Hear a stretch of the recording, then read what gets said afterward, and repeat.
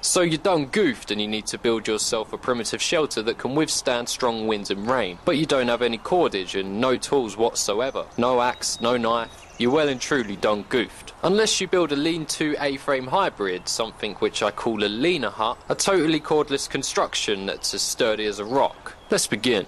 First up, you'll need to find 2 trees spaced closely together. Shouldn't be too difficult. The distance between the trees will determine how wide you want your shelter to be. So if you want to keep your shelter small and snug, then find more closely spaced trees. The next step is to locate a strong living tree or sapling that's just a bit longer than the distance of your 2 chosen trees. You'll need to wedge it in between the 2 trees as tightly as possible. Everything you add to this shelter from now on will look to this tree for support. So it's got to be strong and it's got to be wedged in there like a good one. Either wedge it into the ground or wedge it into the base of the opposing tree. Just as long as it doesn't budge when you tug downwards on it, then it's good to go. Now we build the A-frame to give the structure some bilateral support. Find 2 more drawable trees and wedge them in between the main support beam and the ground. And if you can push on it hard without the entire thing collapsing, then it's good to go. Give yourself a pat on the back for your engineering skills. Test the structure as a whole by pulling on the main support beam to and fro. If it holds up, then you've got a solid construction. Just make sure each pole is rammed in hard like a one-night stand. Now the framework's nearly done, we just need to build the door. So find 2 sticks of the same width and length.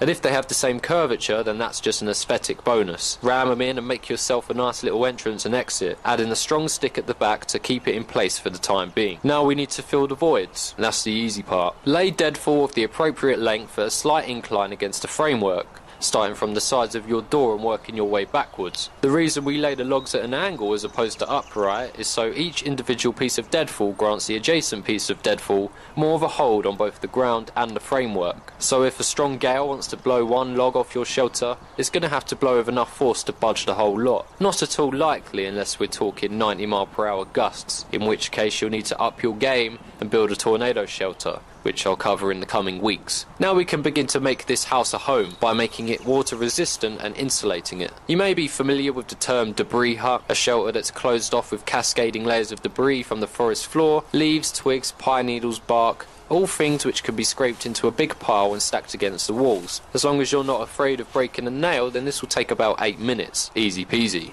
The debris will be enough to keep the rain out, but to further insulate it and add more water resistance, and just to make it look a bit more inviting for the crackhaws, you can add a layer of evergreen boughs. Overall, this shelter took me 35 minutes to build, including smoke breaks and fiddling about with the camera. The reason it was such a swift construction is because I invested some time beforehand to locate a patch of woodland that was host to an abundance of deadfall. It's all about that location. And there you go, you've got yourself a nice little man cave. Incredibly water resistant if you stack the debris all over it, and well insulated and further water resistant due to the conifer boughs. And to boot, there's plenty of room to stash your dead hookers, snug as a bug. Lay down some conifer boughs on the inside to give yourself some padding and insulation, or if you've made a raised bed, then wallow in the delight of the prospect of having a decent night's sleep in a natural shelter that will withstand the elements. Add a nice little fire in front of the door and it's GG well played.